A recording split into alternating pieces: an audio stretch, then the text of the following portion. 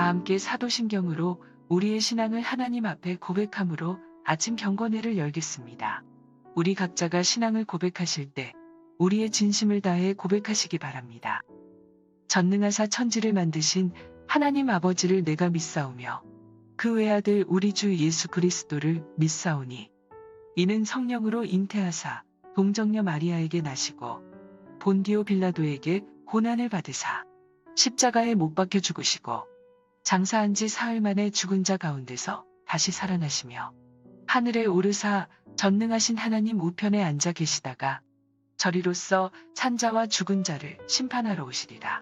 성령을 믿사오며 거룩한 공회와 성도가 서로 교통하는 것과 죄를 사하여 주시는 것과 몸이 다시 사는 것과 영원히 사는 것을 믿사옵나이다. 아멘.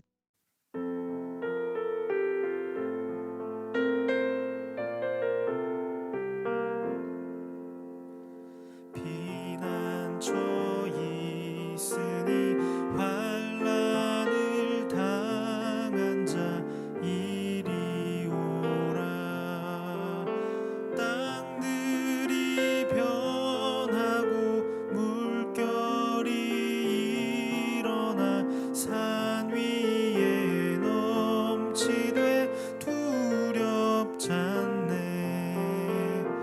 이방이 떠들고 나라들 모여서 진동하나. 우리 주 목소리 한 번만 바라면 천하의 모든 것 망하겠네. 만유주 하나님 우리를 도우니 피난처요. 세상의 난리를 그치게 하시니 세상의 창검이 쓸데없네. 높으신 하나님 우리를 구하니 할렐루야. 괴로움이 심하고 환난이 극하나 피난처 되시는 주 하나님.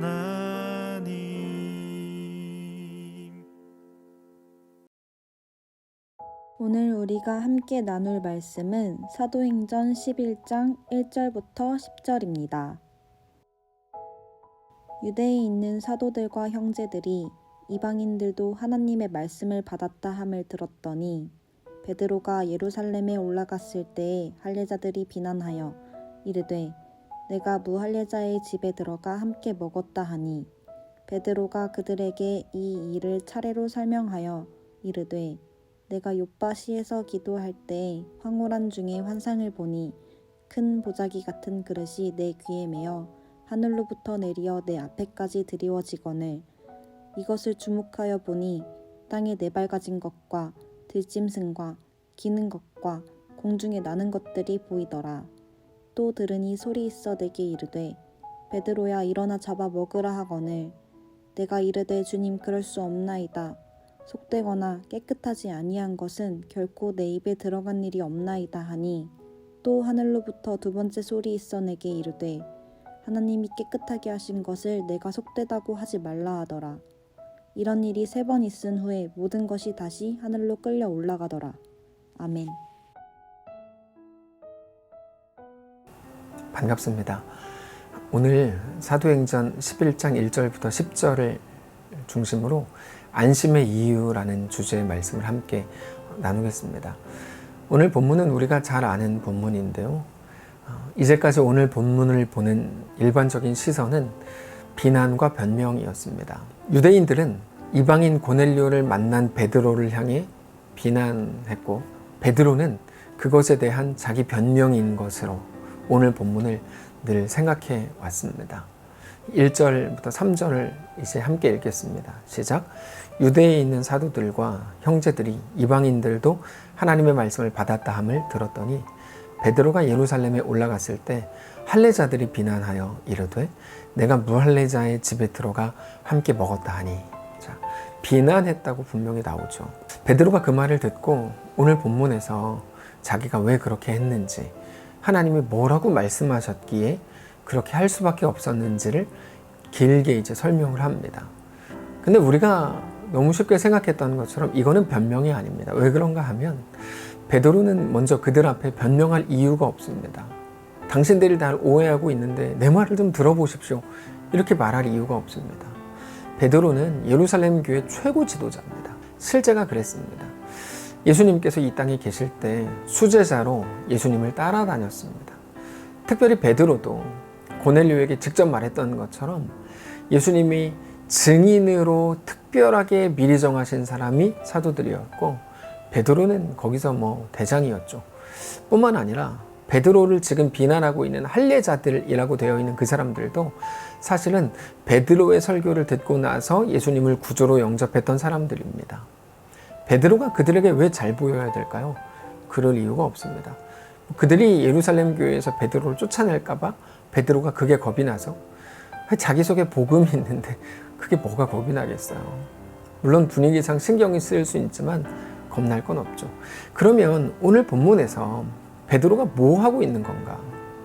베드로는 지금 자기를 위한 변명을 하고 있는 게 아니고 하나님이 말씀을 자기에게 주신, 하나님이 가르쳐 주신 이방인에 대한 하나님의 뜻을 또다시 전하고 있는 겁니다.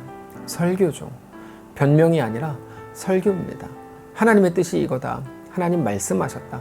그러니까 들어라 이거죠. 근데 이거는 매우 특별한 방식으로 주신 말씀입니다. 왜 그렇죠? 보통 성경을 통해서 하나님은 말씀을 하십니다.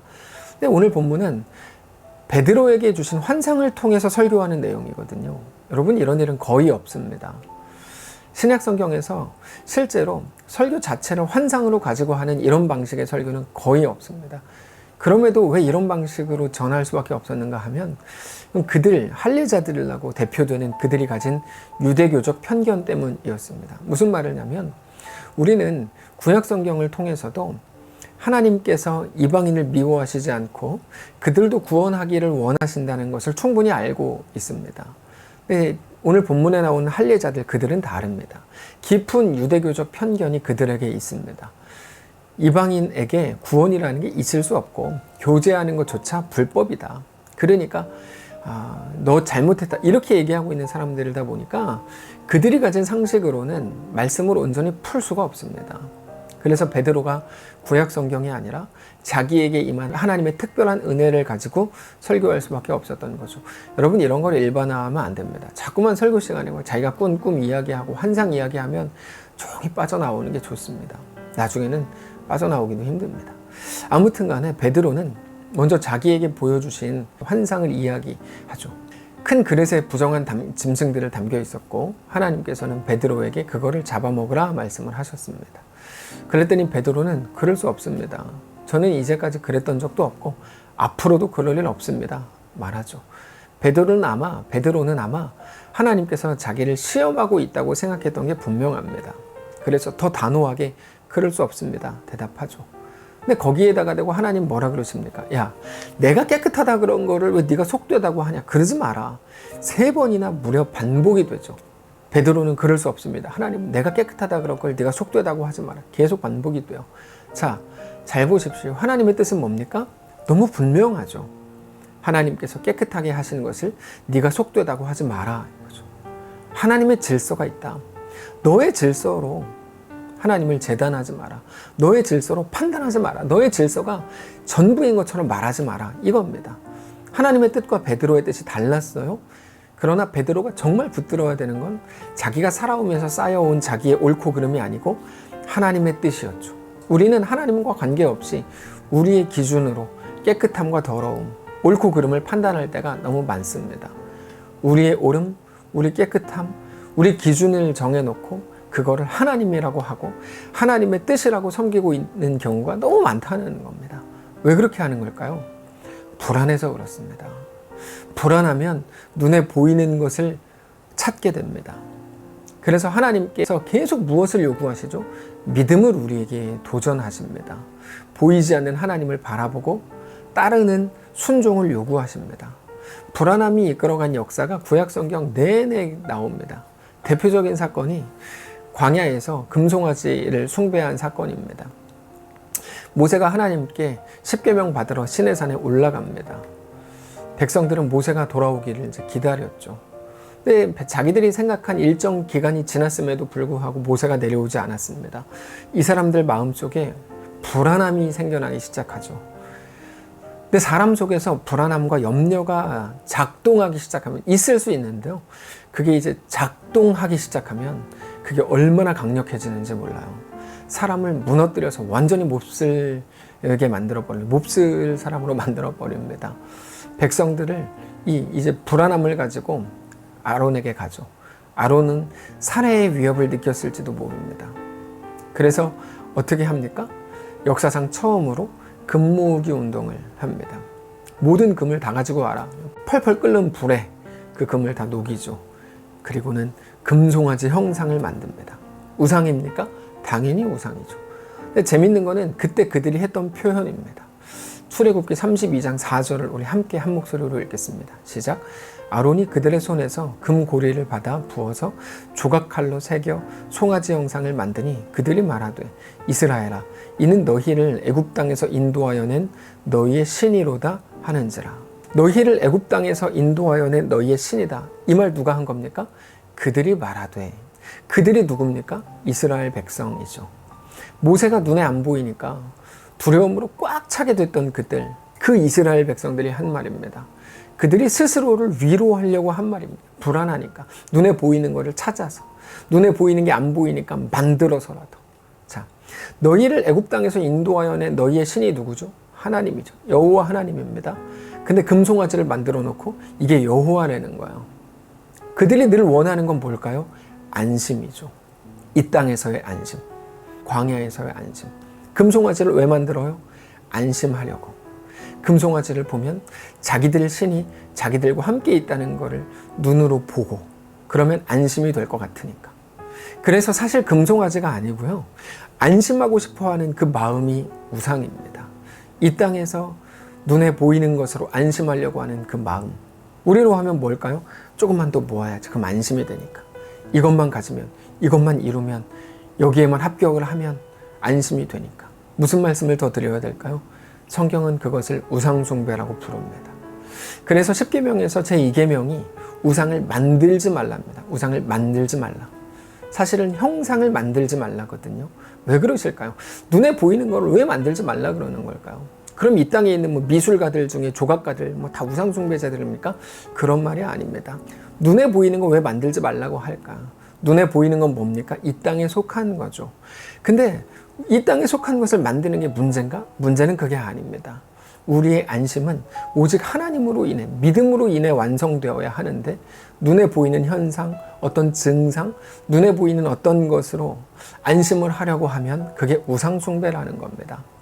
근데 그들이 왜 그렇게까지 한다고요? 불안해서.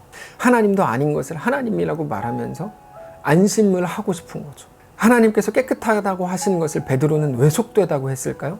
하나님이 깨끗하게 하셨다는 걸 몰라서? 그럴 수도 있겠죠.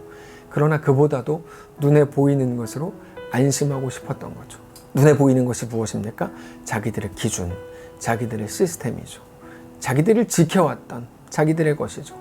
이 땅에 속한 것으로, 자기들이 만드는 것으로, 자기들의 옳음으로 나는 옳은 일을 행하고 있어 라는 것이 안심이 되어 그렇게 안심하며 살아가고 싶은 마음이 우상숭배의 본질이라는 겁니다. 하나님은 그래서 어떻게 하십니까? 우리를 학교로 밀어넣으신다고 1월 첫 주에 말씀을 드렸죠. 그건 어떤 곳인데요? 안심할 수 없는 곳이지만 잘하는 곳이죠. 하나님을 의지하는 곳이고 하나님을 사랑하는 곳입니다. 하나님을 닮아가는 것이고 성숙하게 되는 장소죠. 사랑하는 성도 여러분, 말씀을 정리하겠습니다. 다만 우리의 안심의 이유가 이 땅에 속한 것이 아니라 하나님께 속한 것이기를 바랍니다. 아니요, 하나님이 되시기를 바랍니다. 하나님께서 평안을 너희에게 준다고 말씀하시죠. 이 세상이 안심이 아니고 하나님이 평안의 이유다 말씀하시는 겁니다. 하나님의 말씀이 오늘 우리의 삶을 이끌어 가시도록 우리 삶을 내어드리시기 바랍니다. 그게 안심이고 평안입니다. 이 땅의 것들로 안심하고 만족하려고 하지 마시고 오직 하나님을 향해 나아가는 일, 그것을 향해 더 달려가시고 그래서 오히려 보이지 않는 표대를 향하여 그리스도 예수께 잡힌 바 된 그것을 잡으려고 달려가시기 바랍니다. 이 말씀을 함께 읽고 마치겠습니다. 빌립보서 3장 10절부터 14절입니다. 함께 읽겠습니다. 시작. 내가 그리스도와 그 부활의 권능과 그 고난의 참여함을 알고자 하여 그의 죽으심을 본받아 어떻게 해서든지 죽은 자 가운데서 부활에 이르려 하노니 내가 이미 얻었다 함도 아니요 온전히 이루었다 함도 아니라 오직 내가 그리스도 예수께 잡힌 바 된 그것을 잡으려고 달려가노라. 형제들아 나는 아직 내가 잡은 줄로 여기지 아니하고 오직 한 일, 즉 뒤에 있는 것은 잊어버리고 앞에 있는 것을 잡으려고 표대를 향하여 그리스도 예수 안에서 하나님이 위에서 부르신 부름의 상을 위하여 달려가노라. 아멘.